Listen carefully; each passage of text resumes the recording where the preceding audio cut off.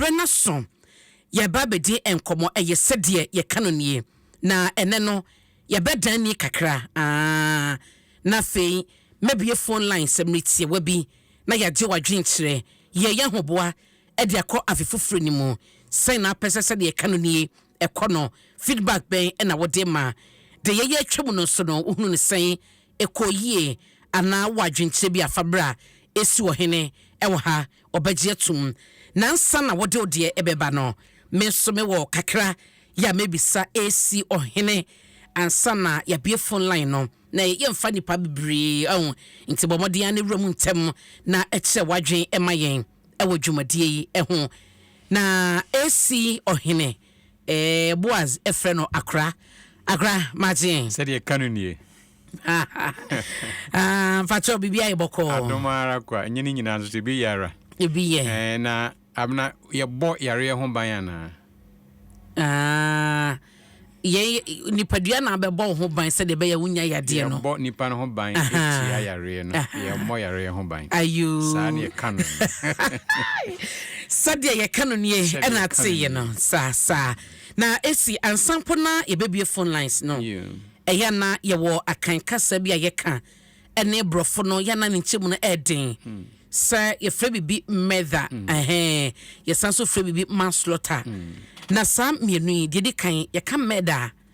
eye den na sie beka so we de eye meda ya wudie se obi adi awu na adwempo a na ewo ni tirim no ene se obedi awu o sheda eno ye so bekum nipa no kum no ene ye meda ena manslaughter ne ye ne nsapa etre bi kura ko wuram eko tutuo o tutuo akumadoa sa na onipa bi nso ben na ohun ne ye ye hwehwe asem no ye di asem na na ekoko wie se ne nsa ne pa ya eye manslaughter kanu ne etwa wasu ebia ebufu bi wabɔ ba wanhye da se ubɔ na kunu ubɔ no na traye ema ukunu ye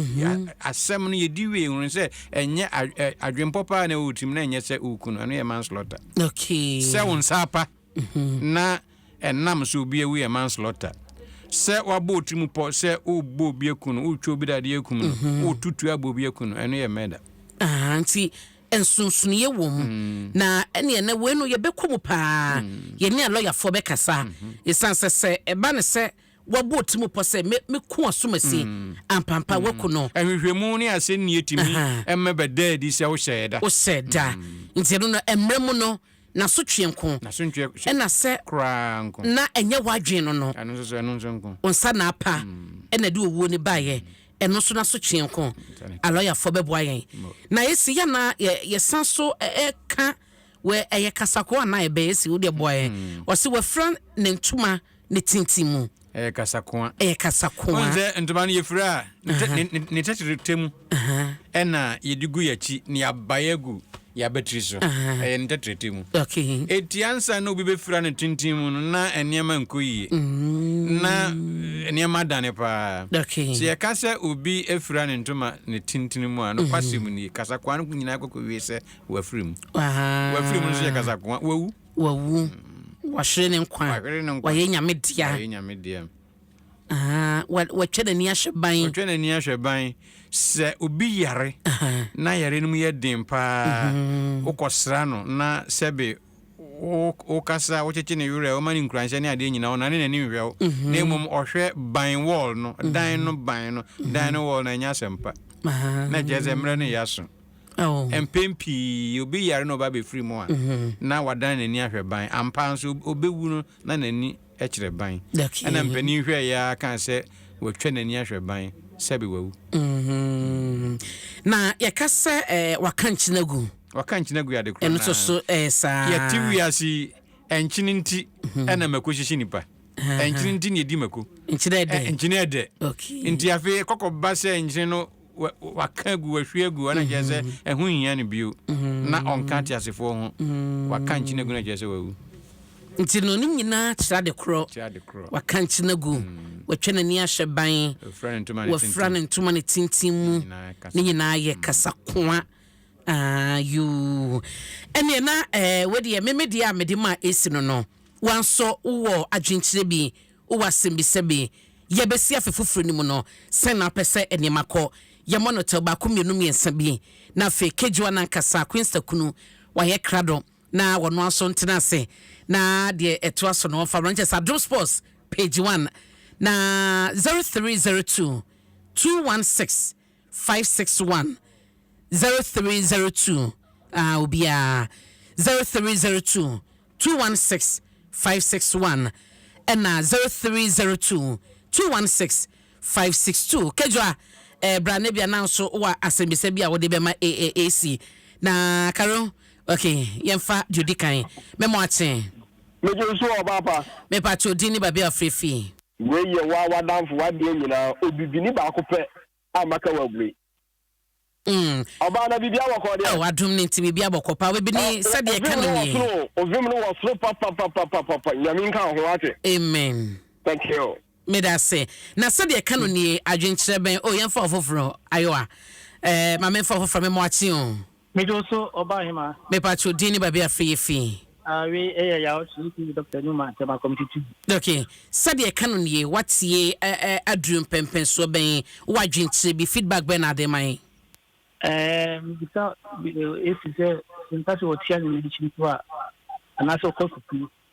but you mentioned coffee and also success okay what's your nachi and also coffee chiri you see ya no na yemfa foforo esi yemfa foforo mate mame mo achen nuni baba ko de nyame adom be me na nanso nyame adom ho den pa ye de radia so de ne ba bia fefi we Dr. Mentrim panaso ho okay e ba chumi ti ba program yi ama mati enema bebre ase na emri bi won na mi fi say mo ja say program yi no me yes kan me friend pe ku kwa bi say ade na say program no e ma so bi e na but anche anam sa beti say yen papa asia baso nti e ye me da pa ti nyame hye no senchi chemu yi aka me nkotia se oba bia nti na madu ba fama ne mati nyama bebre ase nti ya da masensu bebre na me hye wo pa mate me da se me fa ofoforo me mo achi o Mami Abena. mama mpacho e fro sen free fi he Me din de Auntie Jane. Me ka se shikasoa. Auntie Jane yeti o Sɛnea ɛka ne ni esi ama yesua nyoma bebree. Sɛ bibi te sɛ mekɔkye nkyena. Ɛyɛ ɔno anka menim. Nti ama yesua nyoma bebree. Nti ɛkɔ so kyɛ ne nkwan sɛ ɔnkɔ so na ɔnkyerɛ he. Ya kankasa no. Yɛnum de yɛka no. Nti ama mesua nyoma bebree. Ɛna mefa abɔ na aba so. okay me da se Auntie Jane na yeti ne nka no okay me mo achi o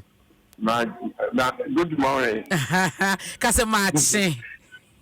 pacho say kase machi meje oso me pacho fro sen fefi we pacho aya ye ta ka se obi odo branda na me pese esi eche atide ya na me pese out question go stand and then nya chance ni aya ye ta ka se obi odo branda adenti na ye ka se obi odo branda na adenti tin ye yi su sa di branda no e de cancer no but se be me na me da se de esi wadwuma ye me mo achi o Pacho, pese bi ko so installation ni chi ASA. me pacho de na obisa ye pese ye hu den Installation ni chi. installation restoration RESTO Yes. okay restoration macho ye fro saying okay Karo ye fa last caller also ni last caller ye mo achi o me jo so ma me pacho ye fro saying ma homa na etekoe we ye obibini ba ko pa maka wa bure obibini ti de na wo pese wo misa ya kire ma dwen no won se wasi ne ma wie no ya se me ko kata ana me ko hata san so so emie no me be so kire mu kakra me ko kata ana se me ko hata ba cho kire mu kakra ma me mate me da se obetumi aka se wakata ne mo na wahata ne mo no Karo nti ye wi on ene ye fa che me want to win ramu a esi kakra ba ye no mi ni obia hwammo na kakra mesre ni die mu ne se esan se ye kan se ye gi adwenkyere na ye de ya pam ye ahyehya ma afefofro no hata ne kata restoration ya kira se yakwa kan mu se obi do benada obi atia ne 19 ade nyinara nyame ya Adom na afempim mienu ne aduonu enum ba beto yen ya ye de wenum be hye yen first episode na say yen ye dwumadi edikan no ase enti no ye ne mo wa pam ye sremu ni die monkoso ntie se de ye kano ni edwada ukuada ni efiada bia nyame ya Adom afie be hye mu no afia yebesimu no se adwuma nyinara yebedi nti esi ye breki ana Sɛdeɛ kana ye beto aso kosi efri adwada ko ebe homeso kakra nti bo ba na afefoforo ni mu emate ene esi maye na ase afrinshia po afenkomet so ye nyina yeda se esi Ohene ena